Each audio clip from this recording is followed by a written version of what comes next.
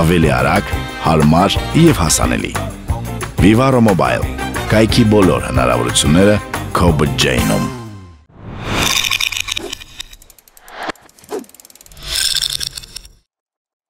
Բարև ձեզ հարգելի հեռուստադիտողներ, 24 TV ուղիղ եթերում շարունակում ենք քննարկումների շարքը եւ այսօր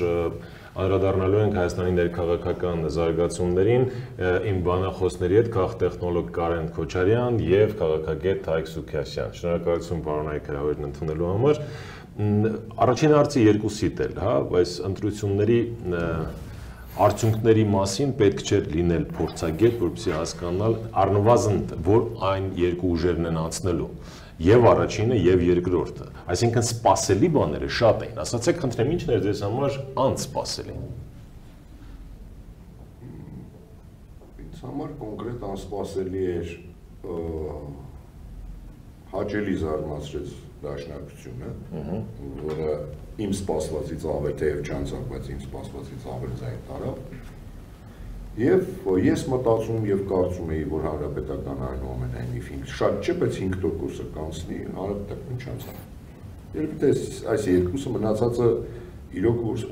ամենից սպասելի էր։ Հայտ։ Ինձ թվում է այսպես է, եթե նայենք ժողովրդի տրամադրություններին ու ինձ թվում է առաջին հերթին այդտեղ պետք է նայենք։ Նախկին ռեժիմը, որի ներկայացուցիչները նաև ԲՀԿ-ն, ինչքան էլ իրենք պարզ է որ ռեսուրսներ շատ ունեն, բայց այդ ուժերը հաջորդի գիտակցության մեջ այլևս լեգիտիմ չէին։ Եվ նրանց անցնելը իհարկե այս իմաստով անսպասելի էր, բայց այլ իմաստով որ ռեսուրս ունեն եւ կծառայեցնեն, այդ իմաստով սպասելի էր եւ սրա նպաստել է ռեյտինգային համակարգը։ Ինձ թվում է այսպես ռեյտինգային համակարգը մի քիչ քաղաքական կոռուպցիա ունի իր մեջ, որովհետեւ այդ անհատներին մղում է ձայն ճարելու գործընթացը, ծանոթ բարեկամ, ախպեր, ընկեր։ Այս հարցը քաղաքական կոռուպցիայի մի ձև է։ Ռեյտինգային համակարգը ապահովեց ԲՀԿ-ին ասնել խորհրդարան, բայց նաև իր ռեսուրսները։ Ինձ թվում է այսպես պետք է լինի։ Հեղափոխությունից հետո նախկին ուժերը, որոնք ըստ էության ժողովրդի պատկերացումներում այլևս լեգիտիմ չեն, պետք է չանցնեին։ Խորհրդարան պետք է անցներ նոր ուժեր եւ այն ուժերը, որոնք Հայաստանի ու հայ ժողովրդի կողոպուտի հետ կապ չունեին։ Բայց պարզ է, որ ունենք այն ինչ որ մենք ունենք երաթև, այսպես ասած, խորհրդարան, ԲՀԿ-ի ներկայությամբ, ինձ թվում է ԲՀԿ-ն գիտեք ինչի վրա շահեց։ Այս հեղափոխության ընթացքում ԲՀԿ-ն ֆլիրտի մեջ էր։ Այսինքն ոչ այս կողմեր, ոչ այն կողմեր։ Այս սրա վրա մի քիչ բալանս պահեց եւ մնաց այդ բանի վրա, էլի հեղափոխական ալիքի վրա, դրա համար հավանաբար մի քիչ սա նպաստեց, բայց ես օրինակ ցանկանեմ, որ այդպես չլիներ։ Մենք ունենայինք նոր խորհրդարան, նոր կազմակերպված ուժերով եւ դա Հայաստանի քաղաքական կյանքին թարմություն կտար, բայց հիմա մենք ունենք մի խորհրդարան, որը նախկինից մի քիչ հուշ ունի իր մեջ, էլի ԲՀԿ-ի տեսքով։ Մնացածը կտեսնենք ինչ կլինի։ Մի քանի հարց ծագեց մի անգամից, բայց նախ սակայն Բարգավաճ Հայաստան կուսակցության մասին։ Կիսում եք այն կարծիքը, որ այ Բարգավաճ Հայաստանի ձայներն ավելացան, երբ նա ստորագրեց հուշագիր Նիկոլ Փաշինյանի հետ։ Գիտեք ոնց է, Բարգավաճ Հայաստանը ես իդեպ այդքան էլ համաձայն չեմ, որ այսինքն մտավ ալիքի տակ բանով անցավ, Բարգավաճ Հայաստանը անցավ ոնց որ եւ եթե քաղաքական ենք նայում ոչ թե դրամատուրգներ, ոնց որ իմ քայլը 70% հավաքեց, այդ 70%-ի առնվազն 90%-ը դա զուտ Նիկոլ Փաշինյանն է, նույն ձևի Բարգավաճ Հայաստանի 90, եթե ոչ 100%-ը դա զուտ Գագիկ Ծառուկյանն է։ Այսինքն լիներ այնտեղ ոչ մի ռեյտինգային ռեալ գործ չէ, դա Գագիկ Ծառուկյան անուն ազգանունն էր, որը ունի իր էլեկտորատը, հա, դա հիմնականում Կոտայքի մարզն է, իր աշխատատեղերը, հա, ստեղծած տարիների ընթացքում, որ մարդիկ աշխատում են եւ բնականաբար, այստեղ մի քանի գործոն է աշխատում։ Դրա համար ես այդ առումով միգուցե համաձայն չեմ, մտածում ենք այն ժամանակ ասում էին, որ հանրապետականը դեմ քվեարկեց նոր օրենքի, որպեսզի մնա ռեյտինգային, որպեսզի իրենք շահեն, փորձ ցույց տվեց, որ եթե կողմ քվեարկեին, կանցնեն, եւ ոչ մի ռեյտինգային էլ հանրապետականին ոչ մի բան չարեց։ Բայց եթե կողմ քվեարկեին, կարող է դեպքում 4 քանի տոկոս էլ չա։ Տեսեք, էլ կա։ Ես համաձայն եմ, բայց հիմա մենք որ խոսում ենք, ինքը 4 քանից չհավաքին 4-րդ ուժ կազմեին։ Նոր օրենքը իրենք երկու բանով էին ասում նոր օրենքով։ որպես 4-րդ ուժ եւ որպես 4% անցած։ Նոր ազգային ժողովի մասին մի փոքր ավելի ուշ խոսենք, ինչ է իրենից ներկայացնում, որքանով է ինքնուրույն, որքանով է ուղղորդող, թե ուղղորդվող, փորձենք հասկանալ նախկին քաղաքական լուրջ դերակատարություն ունեցող ուժերի չանցնելը խորհրդարան եւ դրա դրական ու բացասական հետևանքները։ Հանրապետական կուսակցություն եւ ՀՅԴ առանձին ՀՀԿ-ի չանցնելը լավ էր թե վատ, պարոն Քոչարյան, եւ քաղաքական համակարգի վրա դրական թե բացասական կազմի։ Տեսեք, իր ներուժով եւ այն, որ ՀՀԿ-ն պետք է անցներ մի հատ խավարանով, որտեղ երկար տարիներ այնտեղ ասվել էր, որ անընդհատ կրկնվում էր, որ օրը ՀՀԿ-ն չլինի իշխանություն, կմնա մի մարշրուտ կամ մարդ եւ այլն եւ այլն։ Այս բաներով ինքը պետք է անցներ։ Նաեւ այդ առումով լավ է, որ այնուամենայնիվ քաղաքական ուժ է, որը որ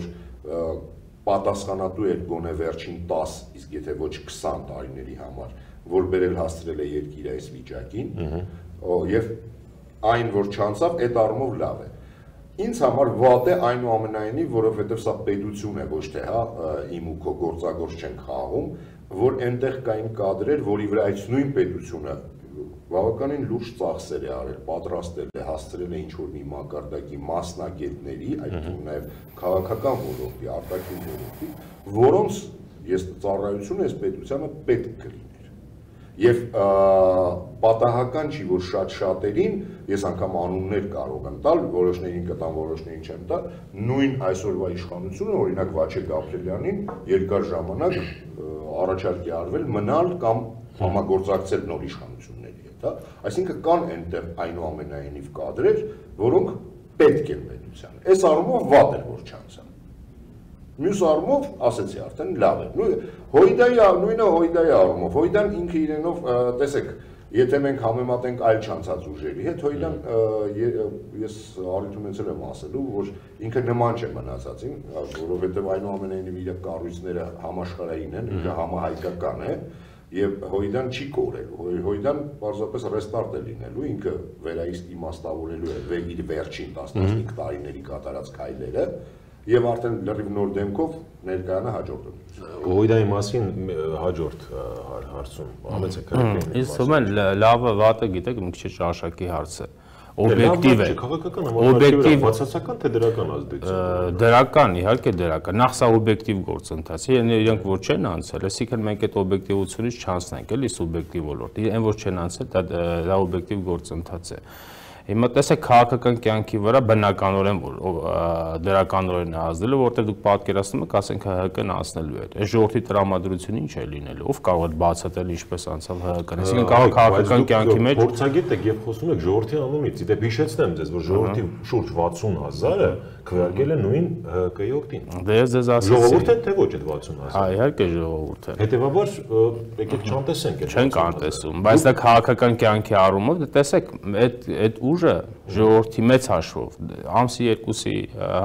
համահայկական ընդվզումը նայեք, ամբողջ աշխարհում հայությունը նախկին ռեժիմը տապալել է։ Դուք պատկերացնում եք, ասենք այդ նախկին ռեժիմը անընդհատ մտներ այդ գործընթացում են, իսկ թողը փչացնելու էր քաղաքական կյանքը։ Հիմա թող մնան մի քիչ մաքրվեն, հետ գան, այսինքն այստեղ այդ քաղաքական ուժի մեռնելու մասին ոչ մեկ չի խոսում։ Թող մաքրվեն, հետ գան։ Ինչ նշանակում քաղաքականության մեջ մաքրվել։ Հենց դա է նշանակություն, որակ քաղաքական առաքելություն, պետականությանը պետության արտահայտածներին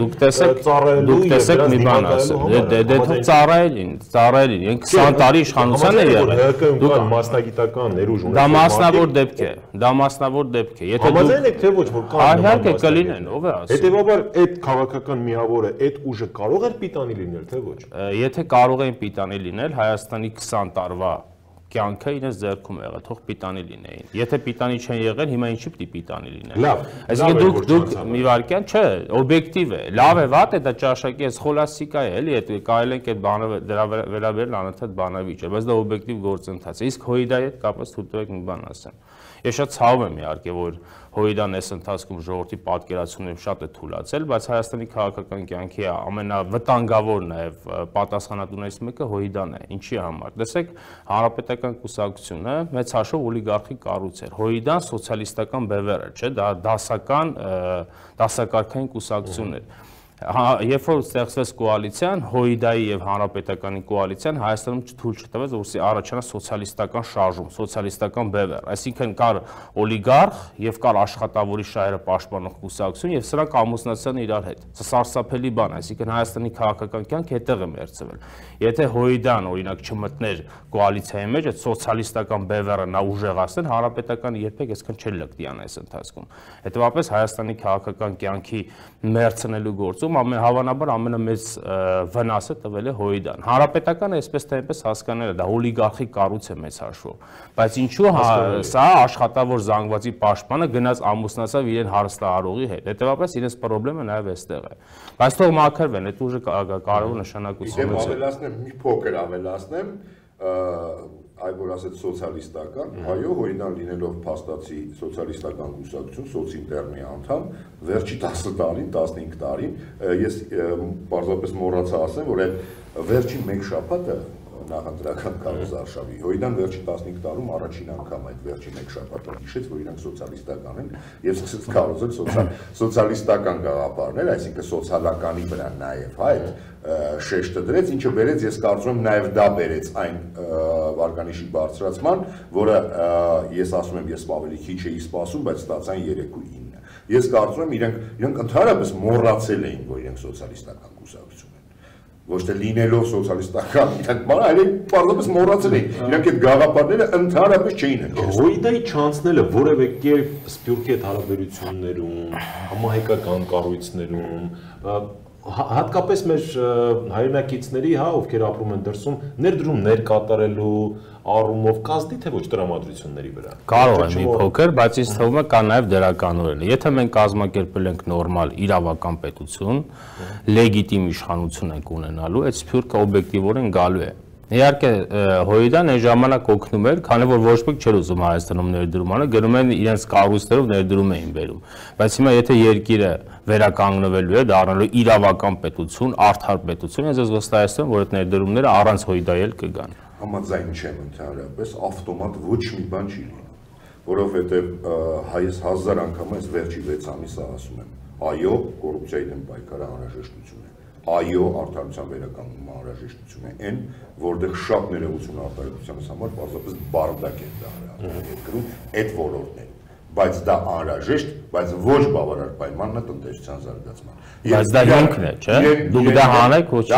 չէ, դա որ հանենք, այդ ուրիշ խնդիր է, որ չի լինելու։ Ես ասում եմ, դա անհրաժեշտ, բայց ոչ բավարար պայմանն է, այսինքն միայն ասել, որ կոռուպցիա չկա եւ արդարություն է, եկեք ներդրեք, չեն բերելու ներդնեն։ Ոչ ոք եւ այս վերջի 7 ամիսը դա ցույց է տալի, որովհետեւ փողը ինքը իրենով, բացի արդարությունից ու կոռուպցիայից բանալով ուրիշ դրամաբանությամբ է նաև աշխատում։ Դու պետք է ապահովես մինչև ներքին ներդրող չլինի, դրսից ներդրող չի գալու։ Մինչև չլինի ներքին ներդրող, որովհետև բիզնեսմենը լրիվ այլ տրամաբանություն է, իր մոտ քաղաքական չի տրամաբանություն։ Ինքը ներդրելուց առաջ նայում է, տեսնում է, իսկ ով են այնտեղ, ինչ մթնոլորտ է, ինչպես է բիզնեսը տեղական աշխատում։ Ինքը շանս ունի, որովհետև փողը դրվում է, որպեսզի փող հետ գա։ Ինքը չի դնում բարեգործական, հա, դաշնակցությունը կարող է, հա, հայրենիքի համար մինչև հիմա կամ ինչ որ դրել է, ոչ միայն դաշնակցությունը։ Ենթադրենք Հայաստան հիմնադրամ եւ այլն եւ այլն։ Հայրենիքի համար կարող են մի փոքր ներդնել։ Խոսքը դրա մասին։ Բայց բիզնես ներդրումները մինչև չեղավ, չստեղծվեց ներքին նորմալ մտնոլորտ, հավասար պայմաններ, մինչև սփյուռքի հայերը սոցիալական արդարությունը։ Այդ դուք ճիշտ եք ասում, բայց դա Հոյդայի հետ կապ չունի։ Այդ դուք ասում եք, դա կոմպոնենտ է, ճիշտ եք ասում։ Այսինքն բայց դա Հոյդայի հետ կապ չունի, էլի։ Ես չասացի, որ կապ ունի։ Ես ընդհանրապես ասացի, որ եթե միայն ախոսանք արդարությունից ու կոռուպցիայի դեմ պայքարից, դա չի լինելու։ Պետք է ստեղծել պայմաններ, որովհետև ես վերջի 7 ամսում, ինչու է հիմա Նիկոլ Փաշինյանը ես տեսել եմ, առաջին իսկ վարքյանից ասում է, մոռացանք մենք արդեն ունենք իգործ, հա, պետք է փորձենք արդարացնենք այն բանը, որ ժողովուրդը, որովհետև իրենք էլ են հասկացել, որովհետև վերջի 7 ամսում ես սկզբից ընդհանրապես ոչ մեկին չէի տեսնում եւ ամբողջ թիմից մի հոգի եմ տեսել, որ տնտեսության համար պատասխանատու է, Տիգրան Ավինյան։ Всё, մնացած ոչ մեկ տնտեսությունից չի խոսացել։ ամբողջ այդ ահռելի թիմից ոչ ոք տնտեսությունից չի խոսացել։ Չի եղել այն մարդը, որ օրուք տնտեսություն են բանա, որ ամեն վարքյան, ամեն օր, ամեն ժամ պետք է զբաղվես դրանով։ Պետք է լինի մարդ, որ պատասխանատու է, որը պահանջում, դնում է խնդիրներ եւ պահանջում է։ Չի եղել այդ մարդը։ Իսկ այդ հիմա այդ մի հոգին շատ քիչ է, որովհետեւ դա նաեւ պետք է ոլորտ առ լինի, որովհետեւ մեր մոտ ամեն ինչն է կանգնած։ Մի հարցել ու անդրադառնանք արդեն հնարավոր անելիքներին, հա։ Արտախորհրդարանական ուժերը, նույն հույդան, հա, կան այդ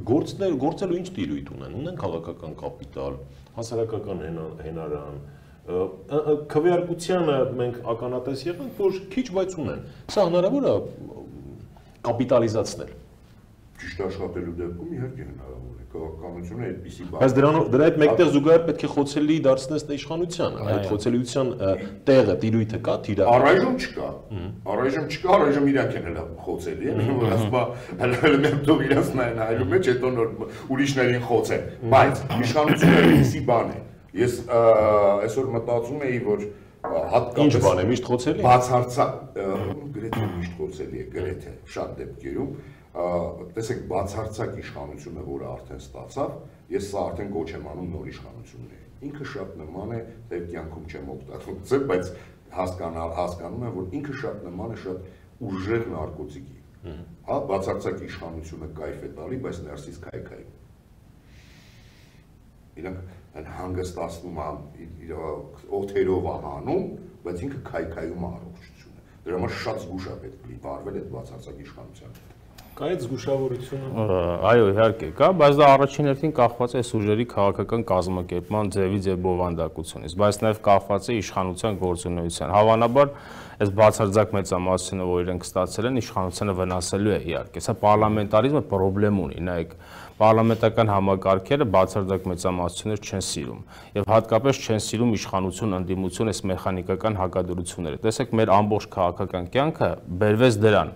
Վերացվեցին աճ բևեր, ձախ բևեր, այսինքն գաղափարական կուսակցությունը վերացվեցին եւ եկավ հանգեց իշխանություն ընդդիմություն մեխանիկական հակադրությունների դիսկուրսին։ Հիմա դուք պարլամենտարիզմում, եթե այս բևերները չեն ձևավորվել, օրինակ ով է լիբերալը, օրինակ ով է ազգային պահպանողական, ով է սոցիալիստական, անընդհատ գնալու է իշխանություն ընդդիմություն մեխանիկական հակադրությունները,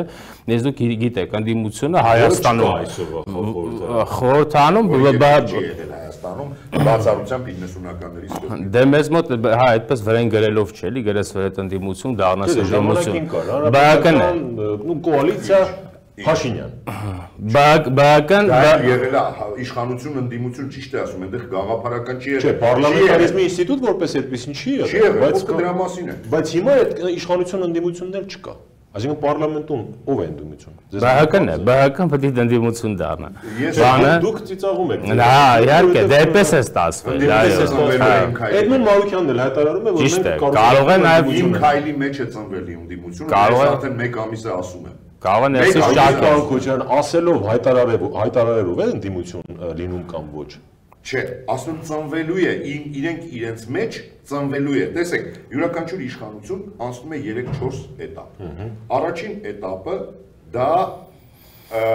ցուցակներ կազմելն է։ Երբ ցուցակներում չեն հայտնվում ինչ-որ մարդիկ, իրենք արդեն նեղանում են, ստեղծում են ինչ-որ մի փոքր բևեր։ Երկրորդ էտապը դա արդեն ցուցակների մեջից անցնել չանցնելն է։ Սա երկրորդ էտապն է։ Այստեղ երկրորդ էտապի հա, այսպես ասած, նեղացածներն են առաջանում։ Եվ երրորդ էտապը գործադիրում լծակներ ունենալ չունենալն է։ Լավ։ Սա այստեղ էլ մեկ այլ եւ դա արդեն երկարաժամկետ եւ միջնաժամկետ բանում ստեղծում է այս նեղացվածների եւ հասկացա, իշխանատենչությունից այդ գզբրտոցից ձևավորված մի հատ միայն գզբրտոցից եւ իշխանատենչությունից չէ, դա կա իհարկե, բայց այդտեղ կա նաեւ գաղափարներ, ոնց գաղափար։ Օրինակ ես համոզված եմ, որ քաղաքացու որոշում, եթե նայեք, այդ կուսակցության անդամները բոլորը եղել են վերջին տարիների ակտիվիստներ, այսինքն գրեթե հա, այստեղ գաղափարական են բաժանվել իրենք։ իրենց մոտեցումները իրական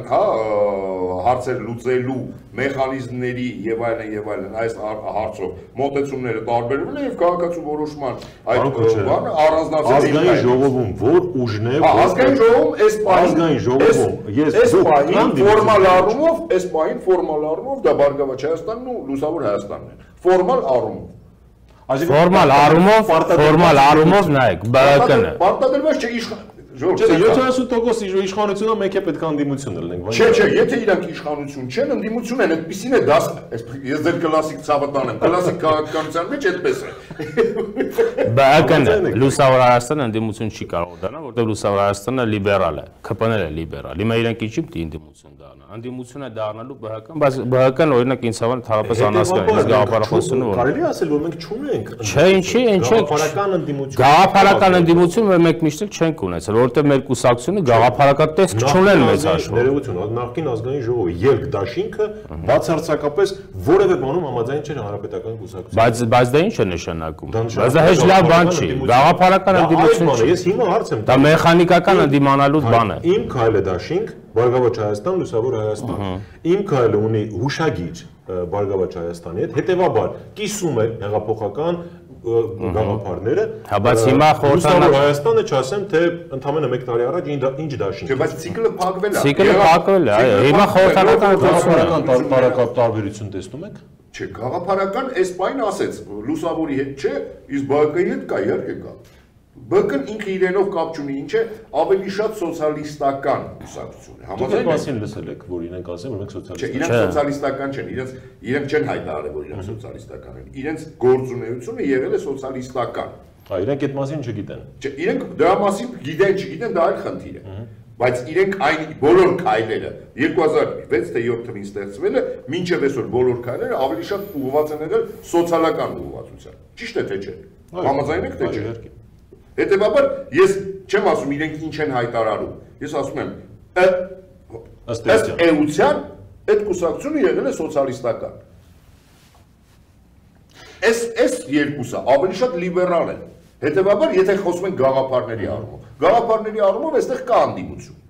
Շատ լավ, քաղաքական համակարգից միշտ դժգոհել ենք, որ չկայացած չի քաղաքական դաշտը միօրինակ է, տխուր, ձանձրալի։ Հիմա որ չկա ըստ էության, այնպիսի խորհրդարանական պալիտրա քաղաքական, որը պետք է լինի։ Սա քաղաքական համակարգը կզարգացնի, կկայացնի, թե ոչ։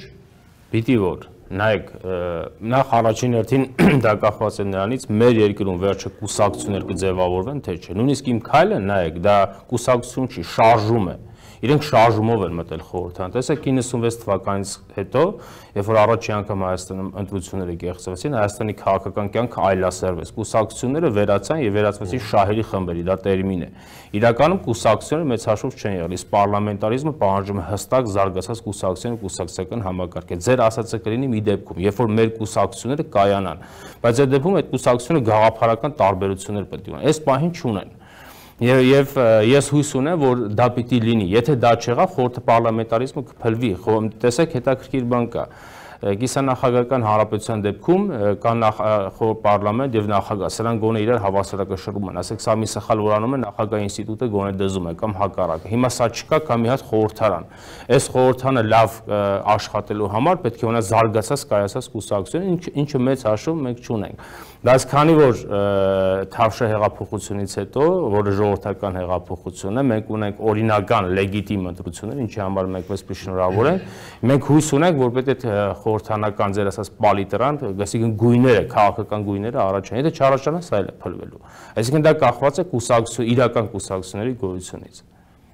Պարոն Քոչարյան, տեսեք, իշխանությունը խոցելի է եւ ուժեղ իր թիմակիցներով, իր այն կադրային ռեսուրսով, որով պիտի կյանքի կոչի նախընտրական ծրագրերը կամ հետհեղափոխական կամ նախահեղափոխական ծրագրերը եւ այդ ծրագրերով, այդ կադրերով ունենա քաղաքական կապիտալ։ Այսօր մեր իշխանությունը, Նիկոլ Փաշինյանի գլխավորությամբ ունի այդ կադրային ռեսուրսը, այդ մասնագիտական ներուժով արդյոք խոցելի չէ։ Տեսեք, այստեղ շատ տարբեր մոտեցումներ կարելի անել եւ տարբեր մանիպուլյացիաներ անել, որովհետեւ այնպես չի, որ կադրերը միանգամից են ծնվում եւ պետք է գար կադրերով ավտեն։ Կադրերը այդ թիմի խնդրումը վերջի 7 ամսում գոնե ոչ թե բուն կադրերն են եղել, այլ եղել են կադրերի, այսպես ասեմ, հա, մեծ մասի, ոչ բոլորի, ու կամ մի մասի, բառը չեմ կարողանում գտնել, ոչ թե ինքնասիրահարվածությունը, այլ վստահությունը, որ իրենք գիտեն։ Այսինքն, կադրը կարող է լինել անփորձ, որովհետև այնտեղ չես կարող ասել, որ անգրագետ են, հիմնականում բոլորն էլ կրթված են, այսինքն այդ մի խնդիրը լուծված է, այստեղ խնդիրը փորձի մեջ է, որպեսզի սովորեն աշխատեն։ Հա, մի հատվածը դա անում է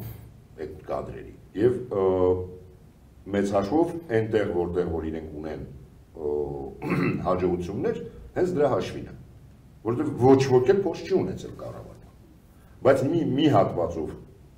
հասել են հաջողության, մյուս հատվածով լրիվ պրավալ է։ Այ այնտեղ որտեղ որ պրավալ է, դա գալիս է կադրերի ոչ թե անփորձությունից, այլ չուզենալ սովորելուց։ Միանգամից քիթը ցցելուց, որ մենք ամեն ինչ գիտենք, մեր ժողովուրդը ընտրել է ու ով է։ Այսպիսի բաներ եղավ, այդ այն ինչ որ ես ասում էի, որ ինքը թմրանյութ է, հա, այդ աբսոլյուտ բանը, այ հենց դա է։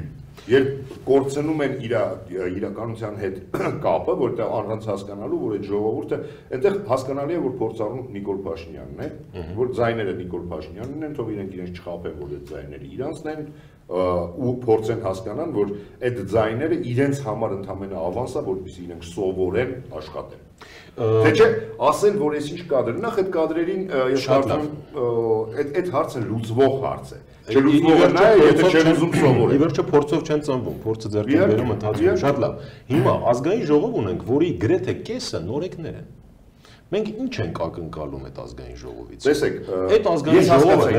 ներողություն, հարցս ավարտեմ։ Մենք խորհրդարանական երկիր ենք։ Այդ խորհրդարանական երկրում լոկոմոտիվը շոկեքարշը խորհրդարանն է։ Հիմա խորհրդարանը թելադրելու է, թե խորհրդարանին են թելադրելու։ 90 թվականին, երբ որը ես համարում եմ Հայաստանի անկախ հանրապետության իհարկե ձևավորվել է դեռ խորհրդային միության ժամանակ, այդ պարլամենտը ինքը այն ժամանակ Երևանի խորհուրդ էր կոչվում 90-ից 95 թվականին։ Ես համարում եմ ամենավորակյալ ազգային ժողովը։ Այդ ազգային ժողովի 50%-ը նորեկներ էին, եթե ոչ ավելին։ Բայց ինքը դառավ ամենալավ ազգային ժողով, նու պարլամենտը այն ժամանակ Երևանի խորհուրդ էր։ Հիմա նորեկը, այստեղ էլ է նույն խնդիրը, նորեկը խնդիր չէ։ Խնդիրը կուզենան դառնան իրենք պարլամենտական, կուզենան դառնան պատգամավոր, որովհետև պատգամավորը դա միայն ընտրվելն ու մանդատը չէ։ Պարլամենտականը դա ընտրվել է եւ մանդատը չէ։ Դա աշխատանքն է, սովորելը, ձգտումը։ Էսա։ Նորեկը լավ մոռացված հինն է։ Մոտավորապես էս բանաձևումը կարելի է տալ պարոն Քոչարյանի ինձ թվում է այսպես է, մեր համար նորեկը ավելի լավ է, քան նախկին հինը։ Դա նոր լինելը առավելություն է, որտեղ իհարկե դուք ճիշտ եք, նախկինի մեջ լավ կադրեր կան, բայց հայ ժողովուրդը այդ նախկինի փորձը տեսել է։ Իրենք ունեն կոռուպցիայի փորձ, շատ լավ փորձառու են այդ հարցում, շատ լավ ընտրություններ կեղծելու փորձ ունեն։ Այս մարդիկ չունեն այդ փորձը։ Իհարկե այս մարդիկ էլ ունեն քաղաքական կյանքում ներգրավելու փորձի պակաս, բայց դա օբյեկտիվ բան է, բայց իրենց պետք է օգնել հավանաբար։ Եթե իրենք տապալեցին, տապալվելու է պետությունը նաև։ Դրա համար այստեղ այդ կադրերին պետք է ուղղորդել եւ նաև դա հավանաբար կուսակցության կայացվածության հետ է կապված։ Բայց դուք մոռանում եք, որ օրենսդիր մարմինը պետք է օրենսդրական բազմաթիվ նախաձեռնություններով հանդես գա եւ ինստիտուցիոնալ իրավական ու օրենսդրական հիմքի վրա ասեք, որ մինչեւ հիմա պարլամենտներ օրենսդրական նախաձեռնություններով փորձառու կադրեր երկրի կառավարման համակարգ արտաքին եվրոինտեգրումից սկսած վերջացրած կներեք դուք գիտեք որ վերջի 2-3 պարլամենտում օրենսդրական մարմնի օրենսդրական առաջարկությունների քանի տոկոսն է արել պարլամենտի դեպուտատները 85%-ը կառավարությունն է բերել ինչ կապ ունի փորձառու էին 85%-ը ես ասում եմ իրենց իսկ բերած վիճակագրություն Այդ նույն այդ քաղաքական ուժերից է ձևավորվել է կառավարությունը այսինքն այդ նույն թիմից պետք է ակնկալել օրենսդրական նախաձեռնությունները հետո ինչ Հետո հինը չկա, մոռացանք։ Չկա, հենց դուք եք ասում, չէ, 50% կան այնուամենայնիվ, չէ։ 50% կան, որ փորձառու են։ Կան նոր կադրելով 40% կան, 30%, 30% էլ կանեն։ Եթե 15%-ն Ես փորձում եմ հասկանալ ինչ արդյունավետություն ակնկալել խորհրդարանից ընդհանրապես փորձագետների օգնությամբ։ Դա իրենցից է կախված, ես արդեն ասացի, դա էլ է կախված նրանից։ Կուզենան սովորեն եւ շատ լավ պարլամենտը սովորելու տեղ է։ Նաեւ այո, քաղաքական կյանքի համար։ Դուք տեսեք հետևյալն է, եթե մենք հայտարարում ենք, որ Հայաստանում կոռուպցիա չի լինելու, եթե երկիրը լինելու իրավական պետություն, այս դեպքում արդեն այդ քաղաքական կադրերը ոչ մի շանս չունեն չսովորելու, կթռնեն դուրս։ Նախկինում տեսեք եղել են շատ կազմակերպված, թող համարենք այդպեսին, էլի լավ կազմակերպված կադրեր, բայց երկիրը թաղված եղել կոռուպցիայի մեջ, չէ՞։ Այսինքն հիմա ո՞րն է լավը, սա թե այն։ Բարձր որ սա է լավը։ Եթե երկիրը իրավական է, լինելու է օրինական իրավական պետություն, այս դեպքում այդ կադրերը չսովորելու շատ քիչ շանս ունեն։ Եվ պարոն Քոչյանը ճիշտ է, սովորեն մեծ կառավարական որտեղ մի հոգի չի կայացնում որոշումը։ Դժվար է ասել։ Կայացնում եմ մեկ ուժ։ Պարոն Քոչյան, նախկինում դժգոհում ենք, որ մի հոգի է կայացնում Սերժ Սարգսյանը, ինչպես որոշել, այնպես էլ կանի ողջ թիմը եւ ընդհանրապես ողջ քաղաքական օլիմպոսը, այսպես ասած։ Հիմա նույնը չէ։ Ես կարծում եմ այս պահին դեռ նույնն է։ Բայց եթե այդպես շարունակեց, պարոն Քոչյանը մի բան ասեց, որ նրանք ԿՓ-ն կարող են ներսից ճաքել։ Եթե շարունակվեց դա եւ շարունակվեց այս մեծամասնության գերիշխանությունը, այդպես է, բայց տեսեք, եթե շարունակեցին մեկ մարդու ասելով, որ ենք թխել, մի հատվածը կարող է համաձայն չլինի եւ ինքը ԿՊ-ն ներսից ճաքի։ Դրա համար հետեւապես ենք պիտի նորմալ կուսակցություն դառնան, իրենք էլ դեռ կուսակցություն չեն, իրենք շարժում են քաղաքական։ Մեր քաղաքական կյանքը կազմակերպում կտի կուսակցությունները կայանան։ Առաջին հերթին մեծ խնդրեմը դա է։ Եթե դա կկայանա, այդ կադրերն շատ արագ կվերապատրաստեն։ Գիտեք ինչու կճաքի կամ այսպես ասած կամ ձայն կբաք, չէ, տարբերությունը շատ մեծ է։ Այստեղ ոչ մեկի վրա կամպրոմատ չկա։ Այստեղ բոլորը ձայնի իրավունք հանգիստ ունեն։ Այն ժամանակ իրենք վախում էին ձայն անել, որտեղ մի բոլորի պոչը ինչ որ մեկի ոտքի տակն էր։ Այս անգամ էլ իրենց ձեռնվածումների համար չի, որ օրենս դիրմարանում են, էդ էլ կա։ Չէ, այդ էլ կա, բան չունեմ ասելու, ես դա ինքս եմ ասում, բայց այնուամենայնիվ, որ մարդու վրա չկա կամպրոմատ, ինքը դա սպիտակ թուղթ է։ Ինքը այնուամենայնիվ ձայնի իրավունքը ունի եւ ինչ որ մի պահի կարող է բարձրացնել այդ ձայնը։ Փորձենք ամփոփել, հա, հաղորդման վերջաբանն է։ Ձեզ համար պարզ է այսօր ինչ ուր է գնում Հայաստանը։ Մեր իշխանությունները ուր են տանում Հայաստանը, դեպի ինչ քաղաքական արժեհամակարգ, դեպի ինչ ռազմավարական ծրագիր, դեպի ինչ տնտեսություն, դեպի ինչ ասեմ, ինչ տեսակ երկիր ենք ունենալու առաջ։ Ոչ, պարզ չի, որովհետև այս քաղաքական պայքարի ժամանակ դա չի երևացել։ Տեսեք, ամբողջ քաղաքական պայքարը գնաց մեծ հաշվով, իմ քայլի եւ հանրապետականի արհեստական դիսկուրսով, իրականում այդպիսի դիսկուրս չկար։ Այսինքն ներժում ենք դեռ։ Հա, իրականում է, ամբողջ քաղաքական պայքարը այդտեղ է տարվել։ Մենք ինչ է, չպիտի ձևավորված ունենայինք արդեն մեր երկրի կառուցելու տեսլական, ես չեմ հասկանում։ Դա ճիշտ է, բայց երկիրը խրվել խնդիրների մեջ, կոռուպցիոներներ։ Դա 100 օր է։ Դրա համար։ Հա, դուք նկատի ունեք այն երկրներում, որտեղ կայունություն է, բայց մեր երկրում ֆորս մաժորային իրավիճակ էր։ Հենց այս նոր ռեժիմն, նոր իշխանությունը զբաղված էր նախկինի հետքերը մաքրելու process-ով։ Բայց այս քաղաքական պայքարներն, ընտրությունները մեծ հաշվով գաղափարական պայքարի շատ չվերածվեցին։ Եվ իրականում տեսեք մի բան կա, այն որ ՀՀԿ-ն այդքան շատ ձայն հավաքեց, ինձ թվում է դրա մեղավորությունը իմ քայլի վրա է նայ, որովհետև իրենք արհեստական դիսկուրս ստեղծեցին, արհեստական քաղաքական օրակարգ։ ՀՀԿ-ին իրենք կենթանացեցին։ ՀՀԿ-ն իրականում ժողովրդի պատկերացումներում չկար, բայց իրենք անընդհատ գնացին ՀՀԿ-ի հետ բանավեճի, այսինքն ավտոմատ կերպով իրենք ՀՀԿ-ին արթնացրեցին։ Բայց հիմա տեսեք, այդ թիրախը այլևս չկա, ՀՀԿ-ն չկա Հայաստանի քաղաքական կյանքում, նկատի ունեմ խորհրդարանում, այսօր իմ քայլը այլևս որևէ մեկի հետ վիճելու եւ դրանից դիվիդենտներ շահելու կամ հեղափոխության հմայքով ձայն տանելու որևէ հնարավորություն չունի։ Խորհրդարանը ձևավորվել է, հիմա պետք է ներկայացնել հստակ քաղաքական, տնտեսական, մշակութային զարգացման ծրագիր։ Այս պահին